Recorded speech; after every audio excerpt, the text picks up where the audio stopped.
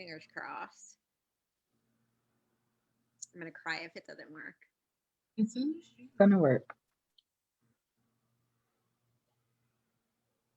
We're in. Yay! Okay, we are live. Yay!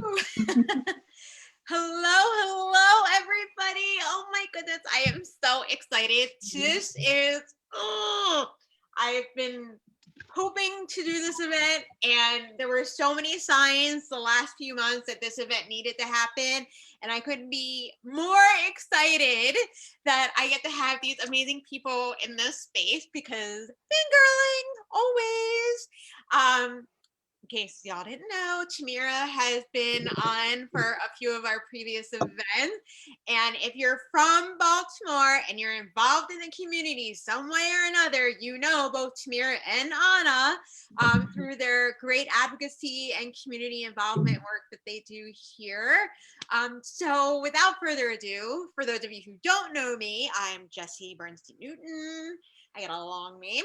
I am a massage therapist in Maryland, and I specialize in reproductive health. And so with that includes fertility, people who are trying to build their families, no matter what that looks like, because family building these days has all shapes and sizes and all sorts of adventures and stories that go with it, which is amazing. And all of these stories deserve to be told in their truth, in their ups and downs, in the glories and the highs and the lows and all of that sort of stuff. And I'm so excited. So tonight is night 2 for this series of events. If you're interested in seeing the rest of the calendar of events, check out the website. I'll give you that at the end of tonight. But we are captivating and including so many different types of journeys. And we're going with the theme of storytelling this month. And while National Infertility Awareness Week specifically is the 3rd week of, I was going to say October. We're in April. I don't even know what. I'm pandemic time here. Like the months all run together. We are taking advantage of the entire month of April and sharing stories of how people have gotten to the point where they are and growing their families in the trials and tribulations, if you want to say. But I am so excited because both of our guests tonight, while our third one was unable to make it this evening, totally all good. We're sending her love. I'm still so excited that we're able to have Tamira and Anna share their story and where they're at today, these days. And yeah, so I'm not even going to go into further like details other than to say that Tamira is the founder of Elijah's Hope Foundation, which she started in honor of her little one Elijah. And she has definitely grown with what she does locally in supporting families, and supporting her own family is definitely something that has been really awe-inspiring to hear about. So I'm going to introduce Tamira first and let her share. I'm totally like, can you tell how red I am, you guys? Like, I get excited around like amazing people. So anyway, so Tamira, hi. Hi. Hi. So can you share with us like a little bit about your story? Because what we'll do is we'll have both of you share your stories as much as you want Okay. to share. And then I know that we have people who are watching because I've been getting messages like making sure that they're at the right spot. Mhm. So then we'll be able to have hopefully like an engaging conversation about some thought processes and all that jazz around both your So how detailed do you want me to however go? you want. I will let you. This is a public platform, so whatever you feel you want Okay. to share, kind of like what we've Okay. done before. Okay. So hi everyone. My name is Tamira Dunn. I am the founder of Elijah's Hope Foundation. I started Elijah's Hope back in 2014 after my miscarriage that I had with my son. And at first, we started off doing pregnancy and infant loss walks in Baltimore City as a way to raise money for a scholarship fund. Since then, the organization has held support groups for moms who have become pregnant after loss, And we are also trying to incorporate doula services into our program, but that is still in the works right now. I started my single mothers by choice journey in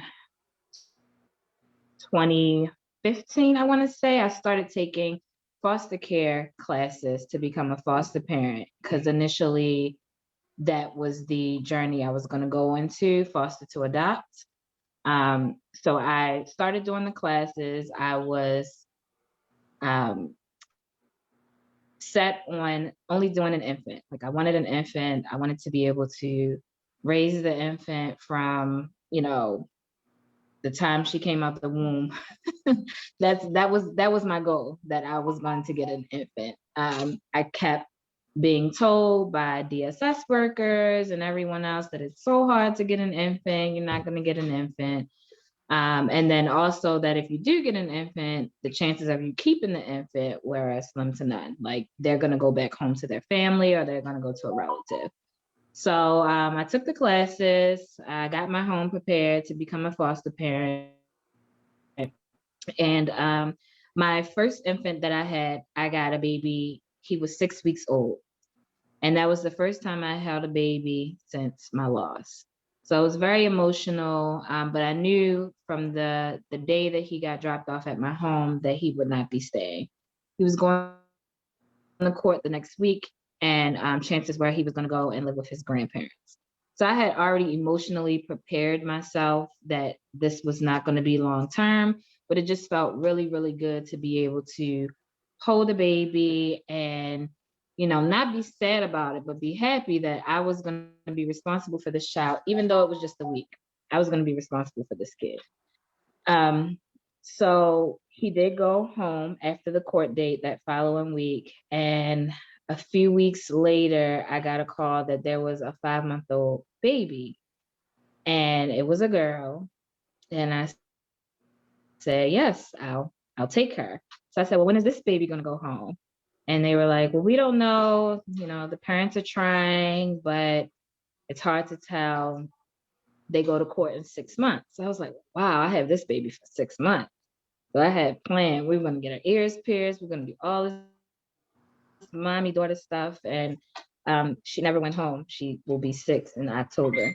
So I was really grateful for that. But because I know that foster care is temporary and I was not sure if the child that I would have to eventually go back home, I started looking at other options. I wasn't married, I wasn't in a relationship, but I knew I wanted to be a mom. And I knew that I did not want to wait until I got married or got into a relationship to be a mom, because who's to say I would ever get married? Who's to say I would ever be in a long-term relationship?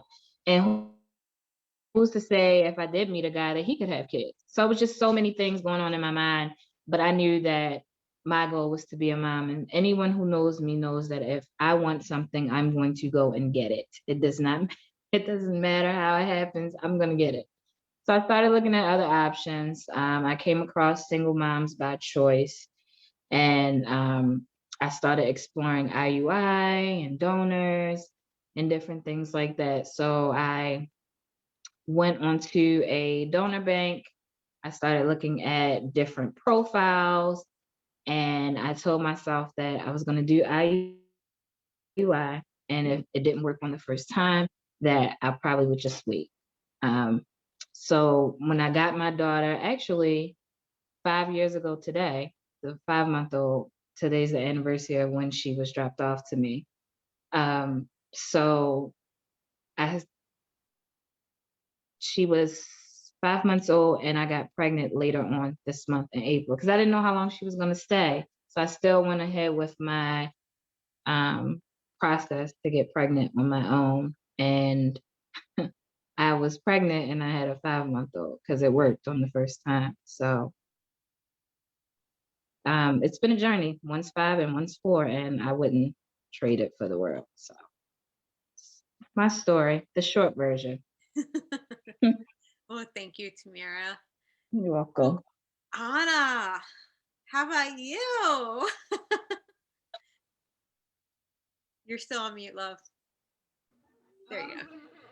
Okay, sorry. So can you guys hear me? Yeah. My name is AnaTempleRodney. I am the founder and director of MomCares. I'm the founder and director of MomCares. MomCares is a doula program that serves Black women. You can laugh at me, Tamira, it's fine. Um, it's a doula program that serves Black women in particular in Baltimore City, providing support to Black women who are either navigating high-risk pregnancy and or NICU involvement after birth. The 6-year-old who just ran out of my room was the catalyst for that work. I have been a doula for 14 years now.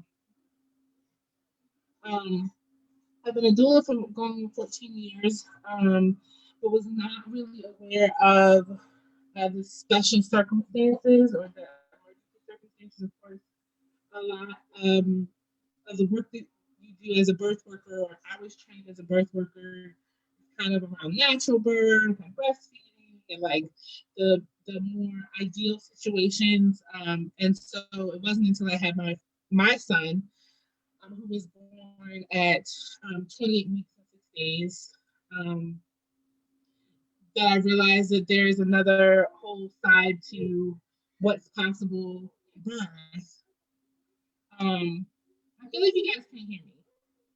It's a little hard to hear you. This sucks. The captioning's working though. The captioning's getting everything. I can fix this. Hold on a second. Sorry. It's okay.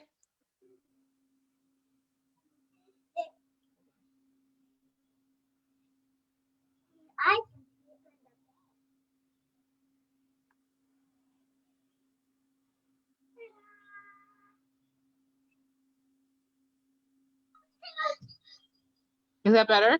Yeah. So you see my face. It's fine. So I don't know what you guys heard, but I am a doula. I've been a doula for the last 14 years. I Maybe mute the one that we can see you on. Mute that one. Yeah, there you go. That should work. All right. Sorry for all the. There we go. We got you now. No, we can hear you. If you want to leave that one off, you can leave that one off. But we can hear you great. I just want you to see my face. We see you. We see you. So I'm a doula. I've been a doula for the last 14 years. Practicing. I was not able to. Like I was saying, being a doula, practicing as a doula, I did not have a lot of experience with emergency experiences and postpartum issues and things like that, traumatic experiences, until I had my son in 2014. He was born at 28 weeks and 6 days. He is currently jumping around on my bed and is currently just fine. But he was 1 pound and 5 ounces and was we had a very precarious beginning with him. He was not planned. He was not planned at all, but so purposed. We spent 6 months in the NICU, and in that time, I realized there were a lot of things around maternal health issues. I had 3 morbidities of my own that went unchecked unchecked by medical staff before they got big enough to be dealt with. And my son, again, was in a hospital for a long time. Being single, being fat, being Black, being low income, all of those things made bias very apparent in my care and the care of my son. And it did not feel good. It made it really difficult for me to navigate the NICU by myself. And of course, the birth community, not just the birth community, but my community as a whole really didn't know what to do or say or how to interact with me. And so I've spent a lot of time feeling isolated and being isolated.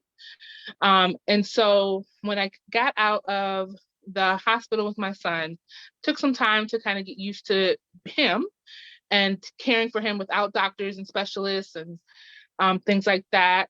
And then I got to work. So my older sister at the time was also pregnant, because she couldn't let me be pregnant by myself. And so she was pregnant. She had her fourth child with little complications. And then about 18 months in, it became apparent that she was ill because of some things from her pregnancy that went unchecked. She didn't feel like she could go to the doctors to get anything fixed. She didn't feel like she had the support. She was married. She didn't feel like she had what she needed to be able to take care of herself. And unfortunately, she passed away from those complications. And so at that point, I was just like, something has to be done. This is not normal. This is not a special situation. Something is wrong. And so that's where MomCares started. So that's my intro of who I am and what I do. And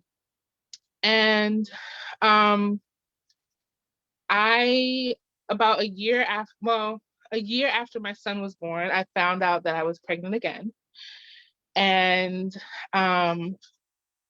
had reunited with his father, and was scared but excited. And then before I really got to tell anybody but my close family, I had a miscarriage, which made me feel completely broken. I could not take my first child to term. My second child, did not make it. So I've started to feel like there was something wrong with me. It got really dark and bad. All the while, I'm still building MomCares and doing the work. And I knew that I wanted another child. I knew that I wanted more children. And I just kind of started doing work, healing work on my body, getting into therapy, doing work.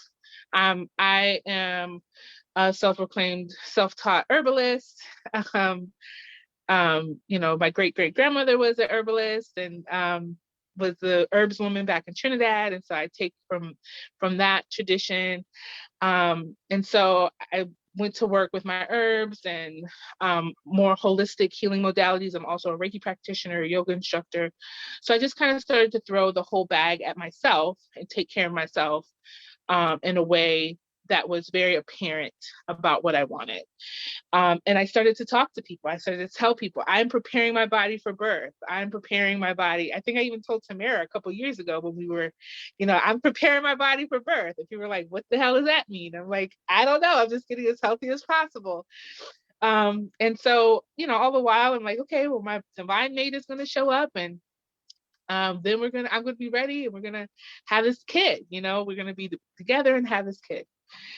And it just did not happen that way. And I turned 35, almost 365 days ago. And my birthday is coming up next Friday. And I had just exited another relationship in which I was kind of, geeking myself to be like, oh, well, he's not that bad. He's a good guy. He's okay. I can make this work. And I realized that that wasn't the case. And I was pushing myself to do things just because I had this goal of having another baby. And I looked around, I looked at my finances, I looked at where my life was, I looked at where I was in my healing journey, and decided that I was going to approach someone personally to see if they would be interested in participating and being my donor. And so I approached them in March, or April. I approached them in April, right after my birthday, and said, look, I want to have another baby. I would like you to be the father of that baby. We can talk about the specifics. I will be ready to have a baby in August. And so, unfortunately, my mother passed away in June, which was very difficult and very hard for me.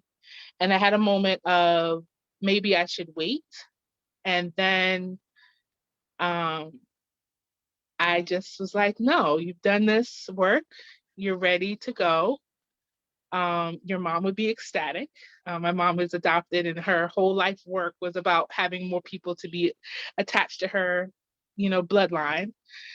So we moved forward, and by August 17th, I was looking at a positive pregnancy test, and I am currently very much pregnant right now, hoping to deliver soon. Not any day now, but soon. We'll be welcoming my little pudding into the world.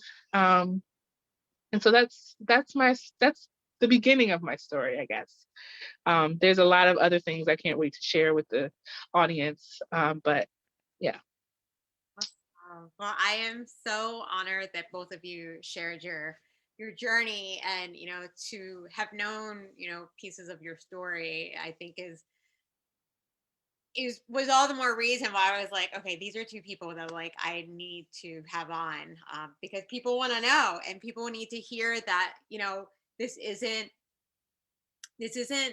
a an absurd idea to have, that you want to have a child on your own, and to, especially for people who are fiercely independent, um, and other people relying on you, and you're self-sufficient, and you're working full time, you're doing community work at the same time, and you have other children that you're focusing on, and here you are, you're making it work, and it's unfolding exactly the way that it's supposed to. I mean, I hate saying those terms, right? Like, oh, it's meant to be, like, these are the things. And I don't think any of us really appreciate hearing those things all the time. But, with purpose, you're making your purpose happen. And you had something that you really wanted to see through. And both of you set out and made it happen. And I think nowadays, like, it's so common for, especially during the pandemic, that we were hearing so many people wanted to freeze their eggs because they didn't know when they were going to find like that perfect partner, or when they were going to be ready to try to have a baby, whether it was going to be on their own or with a partner.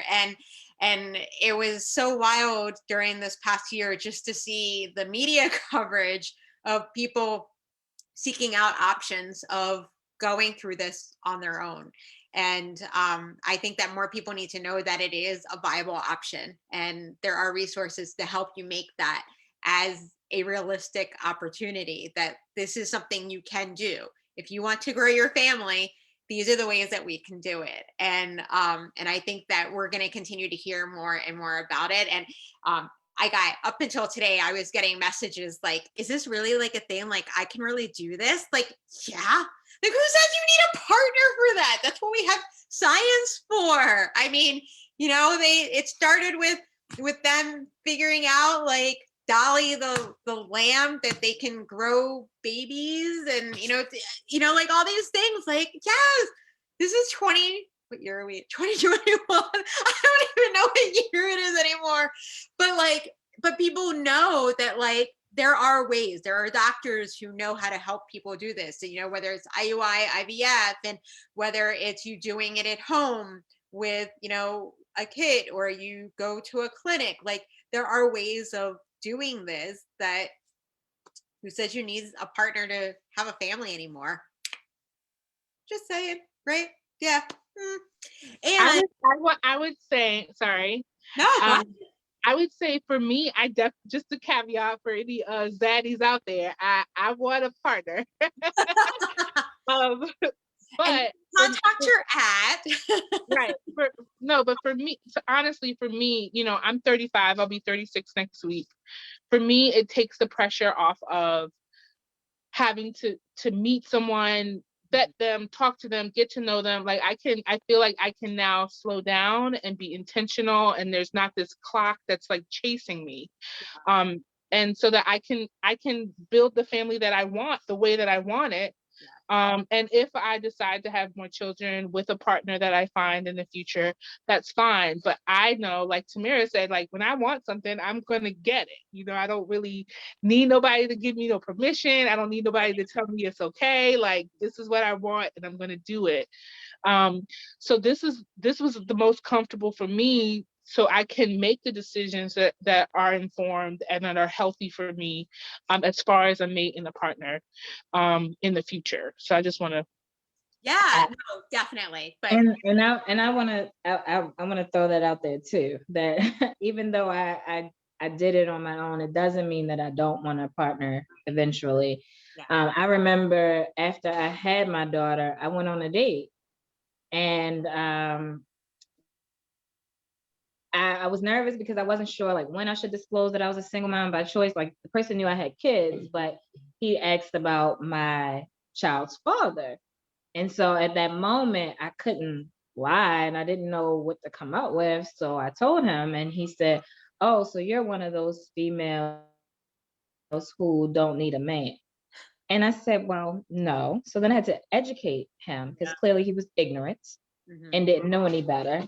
So I had to educate him. But, just because I made the decision to become a mom on my own, it does not mean that I don't want a man. I don't need a man to do anything for me, but it doesn't mean that I don't want a man. It doesn't mean that I don't want to be married. It just means that at that time in my life, I wanted to have a child. I just had a loss. It was just, that's what I wanted to do. So I did it. But he couldn't understand that. So that was the first and last. well, that's when you say to that person, "You're right. I am one of those people, and you're clearly off the list." Right. It was just, he just needed to be educated. So Yeah, and that's part of like the thing is that people feel like everything is concrete, and there's nothing about this journey that's concrete, and it doesn't look the same for any two people. right. How things come to be. And I think that the important thing for anybody who's watching is that it is possible, and Right. that you don't have to do things in societal order of how things are supposed to be. They can Right. they can unfold however you desire. So the first question that I want to ask, that it's something that I get often when people are asking me, how realistic is this as an option, is how do you tell your family or friends that this is something that you want to do? Because it seems as though a community support would be important to helping you through this. Well, for me, I've had two very different pregnancies. My first pregnancy, I was very ashamed and felt very self-conscious and isolated. And so I was like telling everybody, putting on the big show, like, look at me, I'm so strong, I can do this by myself, and that did not serve me very well, because when things started to go south, I became trauma porn for people. And I started to feel and see how people were indulging themselves with my trauma. And I didn't like the way that felt. So I was very intentional this time. And I knew that everybody knows my history, my birth history, at least with my son. And so I was very intentional about just keeping it very close to me for the first trimester. I told just a handful of people. I was very like strategic about who I told. And at that point, after I moved into my second trimester, I sent out a text message to, again, a small group of people, including my family and my close friends. And I said, hey, I did like a little group text with the like synopsis of what happened and what I had decided to do. And, I said, I'm accepting congratulations.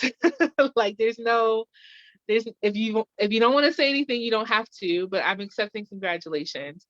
And I had actually shared with a friend, colleague on Facebook, and her first question was, well, is the dad involved? And it was very like damning.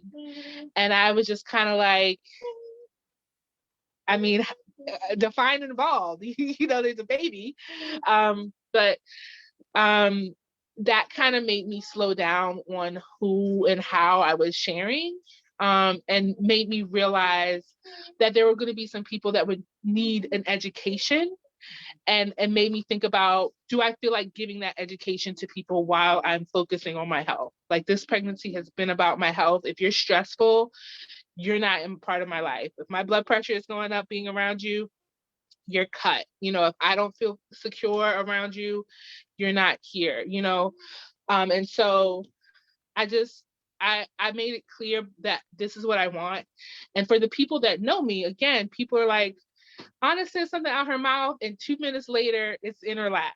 So like, it wasn't very much of a, I don't know if it was very much of a surprise, especially because I had been talking about this for at least the last 2 years. I've been preparing my body. And so people have been super supportive. And then I waited until after my son, he was born at 28 weeks. So I waited until well after my 28-week mark, and me and my son took some pictures, and I clenched my butt and ground my teeth and sent it out there into Facebook world. There's too many, I know. Too many weeks. No, yes. So I sent it out there into Facebook world, and it seemed to be well received. I will say that there are some people that are in my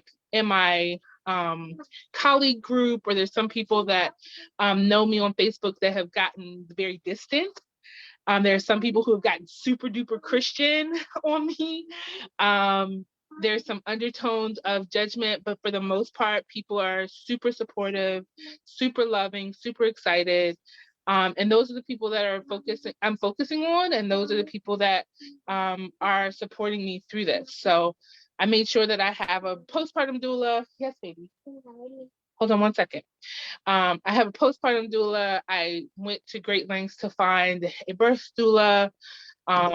We have a schedule of people, not too many because it's still COVID, but we have a schedule of people that will be bringing food and coming to stop by with the baby. I'm still trying to wrap my head around the fact that I'm actually going to be leaving the hospital with a baby instead of leaving the hospital and my baby being at the hospital. But yeah, people have been really great, and it's really important to have that community. And I really am understanding that community comes in very surprising ways. And sometimes it's not the people that you think it should be. Sometimes it's the people that you would never imagine it to be. But I give ultimate thanks for the people that are around me right now. Well, all I'm going to say about that is those pictures were like absolutely breathtaking. They were just so like, you could feel the love between you and Aiden and the baby. Like, it was just glowing, like, woo. So just putting that out there. So I missed that because I was on a break from social media. So can I see the pictures?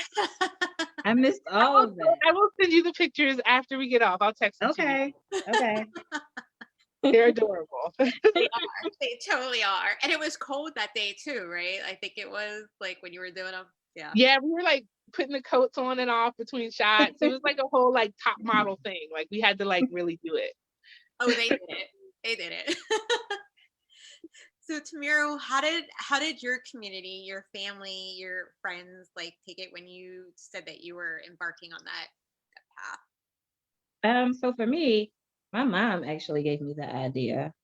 And she was like, you should think about it. And I was like, what? I was totally confused. Like, why are you suggesting that I do this? But I think she was just as hurt when I lost the baby as I was. And I think she was looking forward to being a grandmother. And she saw how much that I wanted it. So she was just like, maybe you should look into it. There's nothing wrong with it. And so me being not educated, I was like, well, I thought that only same-sex couples do that. Like, I wasn't educated. So I thought that wasn't something that, and I was like, well, what about, like, I'm Black. Like, it's going to be hard for me to walk around telling people that, my child doesn't have a dad.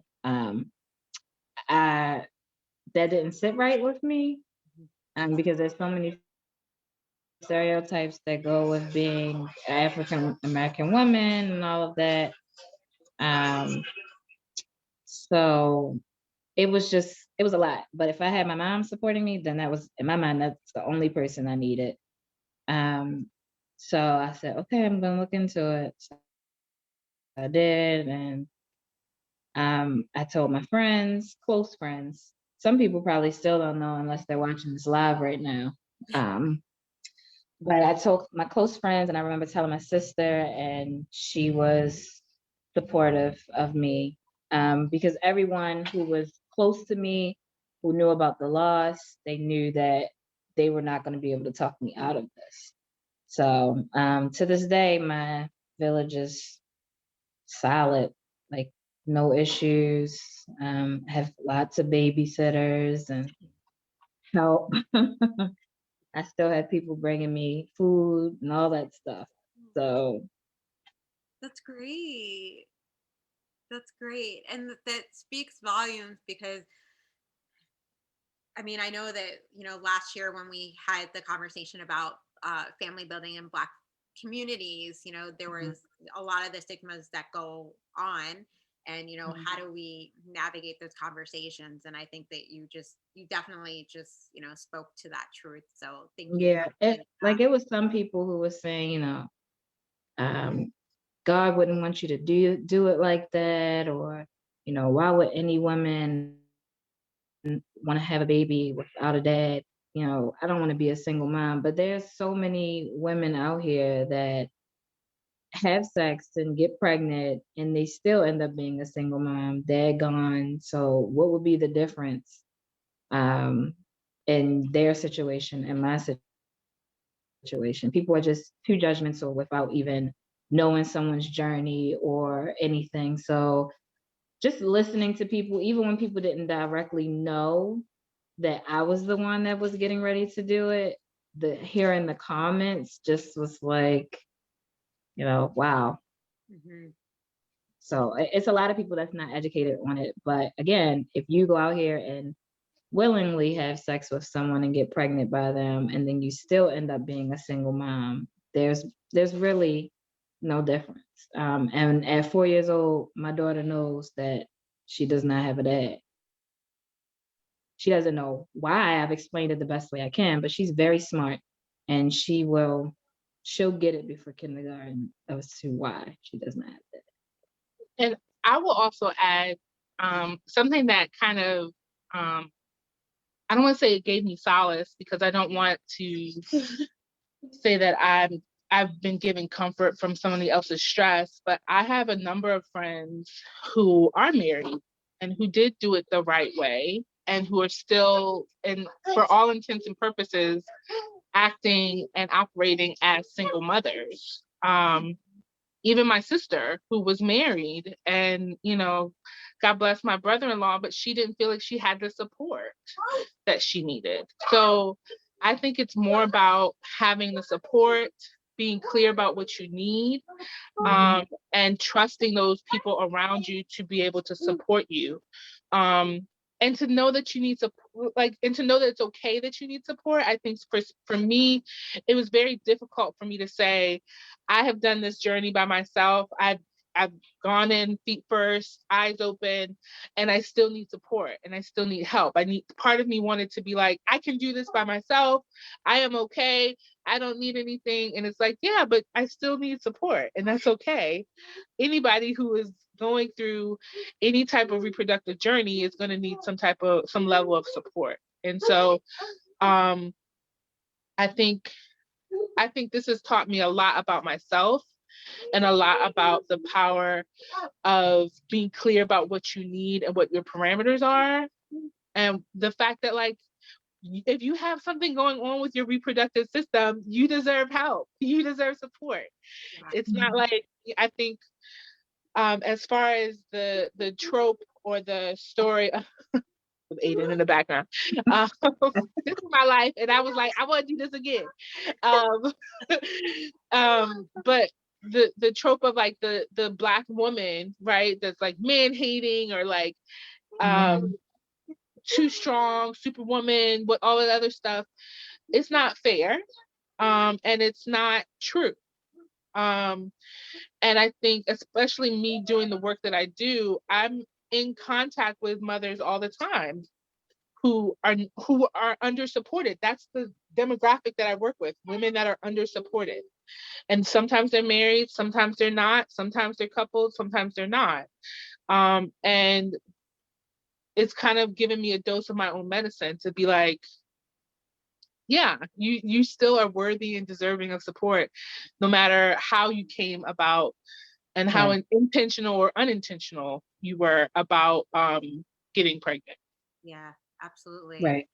So we just got a question. Oh, sorry. Go ahead. Go ahead, Tamira. Sorry. No, I was just gonna say I do get a lot of comments like, well, what are you gonna tell her? Or how do you think she's gonna feel?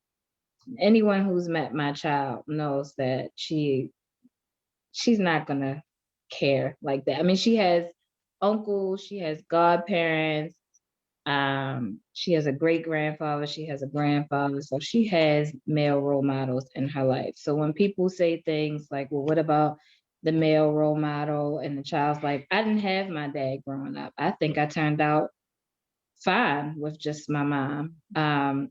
And eventually I will get married and my child will have a dad.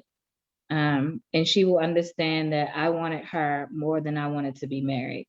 So I chose her first before choosing to wait, get married, and do all of that stuff. So I'm sure she'll appreciate It's a that. testament to love. Both of my daughters, because my oldest is not biologically mine. And that's still another story I have to eventually tell to her. So yeah. So we just got a question in, and this is for both of you. And this is from someone who is really curious about this answer. And how did you manage the stress and anxiety with a new pregnancy after loss? Mm. Do you want to go? Big I one. can go. I mean, I'm still managing, right? Like, I think for me, I had to be very intentional about my experience and the experience that I wanted to create. So I, again, I made sure that I was in therapy and like I discussed the fact that I was going to get pregnant with my therapist. We talked about all of the things that could possibly come up. We're still talking about the things that could come up as I'm preparing for birth right now. But for me, I say that, when I prayed for unconditional love, I got my son Aiden. And when I prayed for healing, I got this pregnancy. And so I've been very intentional about focusing on what it takes for me to heal through the different milestones that I met while I was pregnant with my first. And also, navigating the fact that I felt very broken after my second, after my loss, right? I felt like I can't do this. This is my body's just not made to do this. So, and then also being clear with my doctors about like what I needed to do medically to make sure that I had the healthiest pregnancy possible. At some point, once this baby is here, I'm going to be a little bit more transparent about all the things that I've had to do to make sure that I stay pregnant and I stay healthy through this pregnancy. But there's a lot of stuff that I've had to do in order to stay pregnant. But for me, it was about therapy. For me, it was also about finding opportunities to celebrate and to be grateful. So even though I don't really care about the gender, we had a gender reveal. I'm not going to tell you what I'm having. If you weren't at the reveal, you'll find out later. But we had a gender reveal. We had a baby shower. We had a fear release. We're going to have a postpartum ceremony. But like these moments that I knew were coming up for me in the pregnancy, when I got to the 28th week, that's when we did the fear release.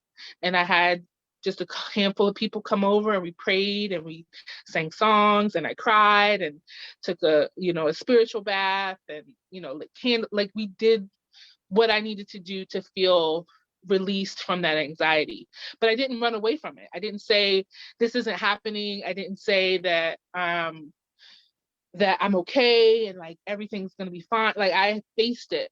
And so there were some days where it was bad and I was really scared. Like even now, like I mentioned earlier, like the fact that I'm gonna more than likely be bringing my baby home, that's a little scary to me because I had 6 months of going back and forth to the hospital. And even though that sucked, it was a different experience.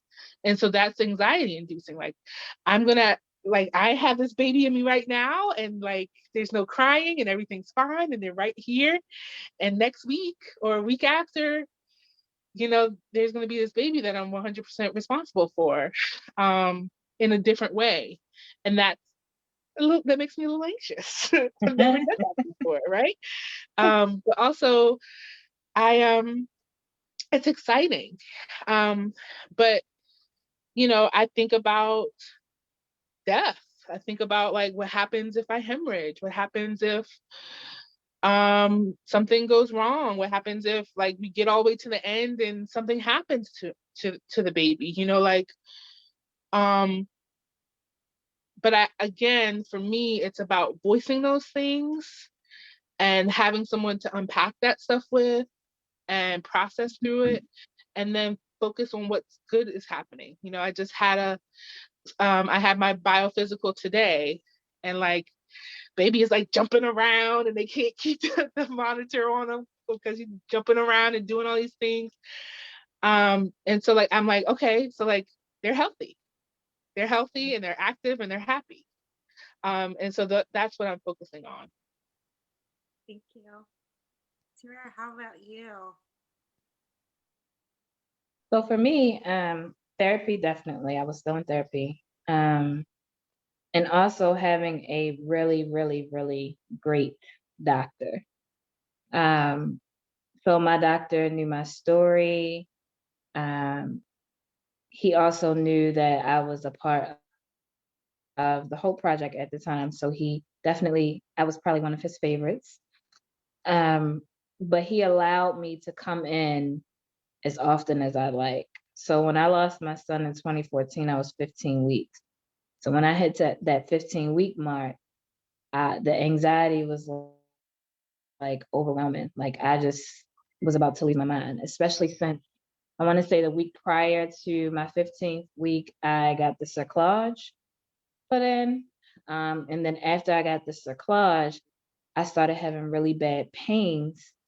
He could not figure out what was wrong. Like I was rushed to the hospital several times. And when I say I was like beating on Mercy Hospital walls, like I thought I was losing the baby. That's how much pain I was in.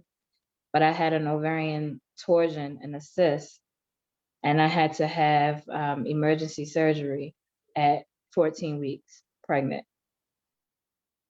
So I thought that I was going to lose her. So when I hit 15 weeks and had emergency surgery and had all of that stuff done, the doctor allowed me to continue coming, I think like twice a week at 15 weeks. And they don't do that. But he knew me, he knew my story. I told him I was freaking out. I thought I was gonna lose the baby. So just having that supportive doctor was reassuring for me.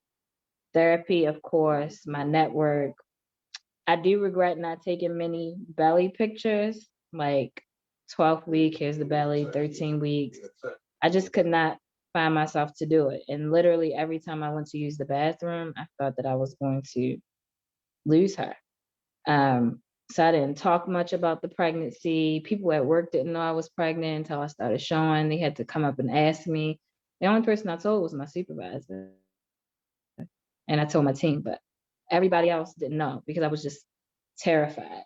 But now I am teaching women to live in the moment and treat this pregnancy different than the last one. And just keep telling yourself, this pregnancy is going to be different.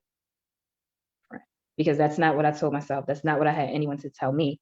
And literally, I did not feel comfortable in the pregnancy, maybe until after my baby shower. So I did have a baby shower, I did have all that stuff, gender reveal, all of that. But I was still very, very nervous about the pregnancy. I got the cerclage taken out at 36 weeks. And my doctor, who was Dr. Atlas at Mercy Hospital, he thought I had a couple more weeks. She literally came 2 days after that cerclage was removed. So I just thank God, because if I did not have the cerclage, I would not have made it to a full-term pregnancy. Like, I clearly needed that cerclage. Um, so yeah. Thank you. Thank you. So the bottom line is definitely get yourself a good therapist, because that Yes. is going to be like big time support in coping mechanisms and talking through the anxieties and getting it out of your head to make space for bringing in some goodness, right? Like it's like kind of one of those things, like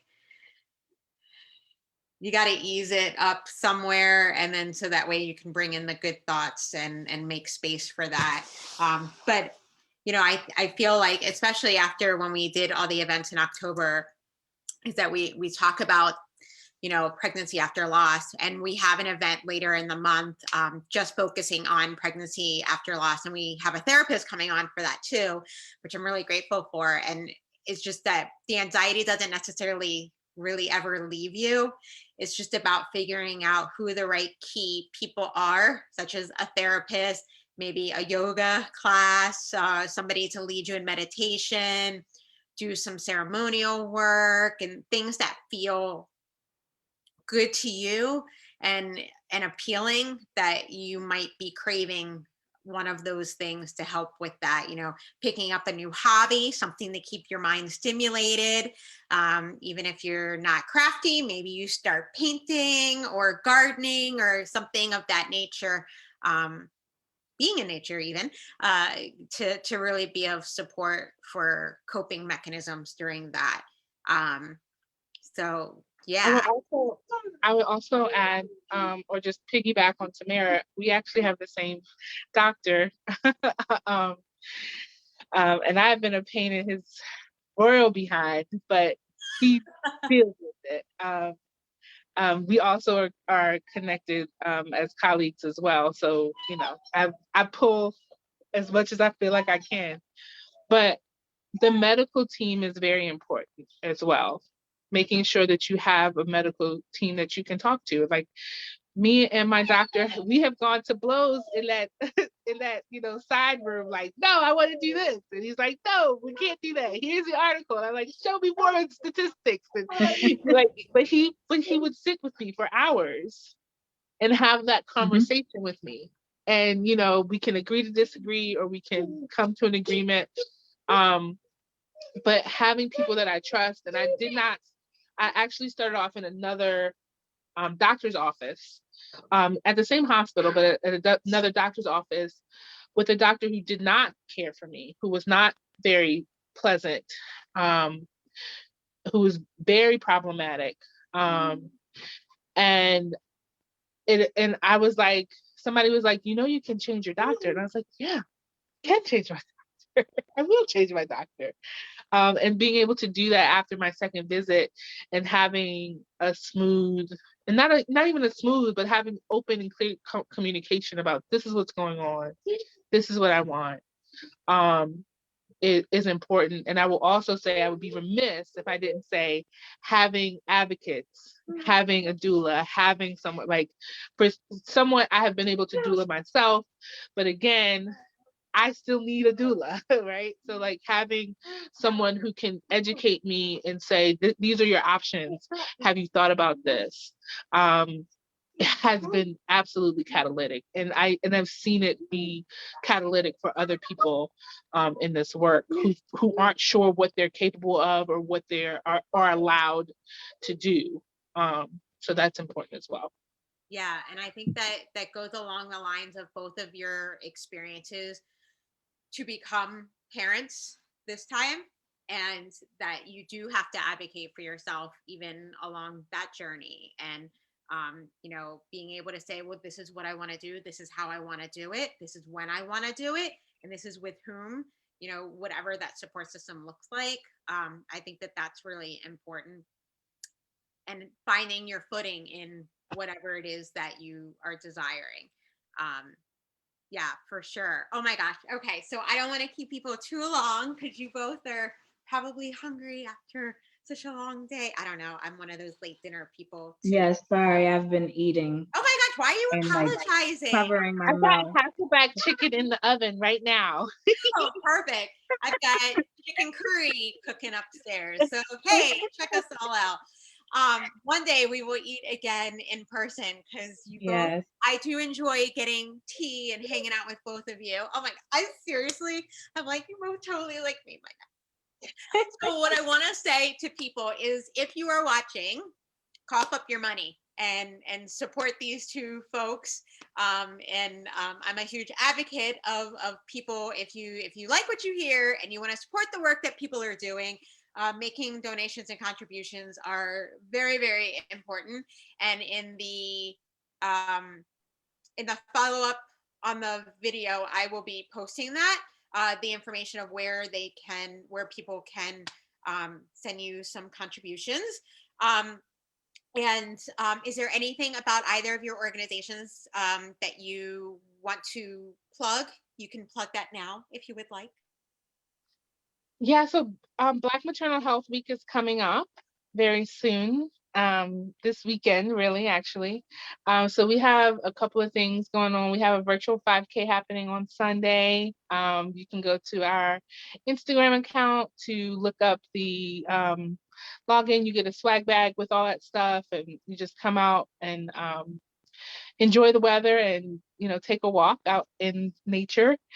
We also have a healing circle on Wednesday happening, where we'll be talking with some medical professionals and a doula around birth planning and what options are for birth planning. And then also we're doing a mini photo shoot for a couple of moms in the community. So if you know a mom who is expecting, who really could do with a makeover um and a couple of cute pictures. Again, Tamira's talking about, celebrating, your pregnancy. I definitely took pictures every month I was pregnant. So we have a wonderful photographer that is going to be taking pictures. So if you know a mom and you would like to nominate, please go to our Instagram account, to our link tree, and nominate away. We'll be informing those moms this weekend who is going to be doing that. And then also, I turned it off because I'm on a call. You're going to say hi to people? Hi. Hi. And so also we have launched our cohort. So if there are any medical professionals or people in the community that are connected to moms who have a baby in NICU, we are launching our programming for our NICU cohort right now, actually. So you can go to our website, or again go to the link tree on our Instagram to sign up for that. And so you get a therapist, a therapy session, group therapy session, lactation support, one-on-one doula support, and help kind of gathering resources as you need it. So those things are all happening, and just kind of follow us. There's lots happening, even though I am technically on leave and should not be on this call. There's lots of things happening over at MomCares. So please just follow us and join us. Thank you. Yes. Yeah. Hold on. How about you, Tamira? So Elijah's Hope doesn't have anything as exciting as Anna has going on right now. There's some exciting things that I'm doing on my own that I will share, and then I'll share with you, and then you can share out once it's all done. Yeah. So. Okay. Great. Yeah. Awesome. I actually, just as a side note, just because we're like having this casual conversation, I ended up having a conversation a couple weeks ago of someone who attended one of your support groups that you used to run, and Me? yeah, you. Oh. Yeah, and it was like a very random conversation, and they were like, "Oh yeah," and I was like, "Whoa, this is really neat." It's like it's Baltimore, right? Like everybody knows everybody somehow, some way. So just wanted to give you because I meant to text you, but I forgot until just now. So Oh, thank you for the cool. work that you do in supporting people, pregnancy after loss, and all of that stuff too. So, So please, yeah. So as soon as you know, you always know to like send me that information and I'll get that posted up. Okay. But yeah, so please, folks, please go to their links and their information. Send them lots of money. If your company has matching gifts, you can get matching gifts applied. The more we give, the more they can do, and the more they can do, the more families that are impacted by the amazing goodness that they are providing in the community. So that's how I look at your dollar bills. So yeah. So thank you both so much. Thank I'm you. so grateful. I know that people who are watching definitely are so grateful for your time, your energy, your love, your passion, your purpose, and your commitment to supporting people on all journeys. So Yeah. thank you. Thank you for having Thank us. you. Yeah, if you guys hold on Discussion. 1 second, I will get this. I always have to figure out how to, and there we go. Bye, everybody.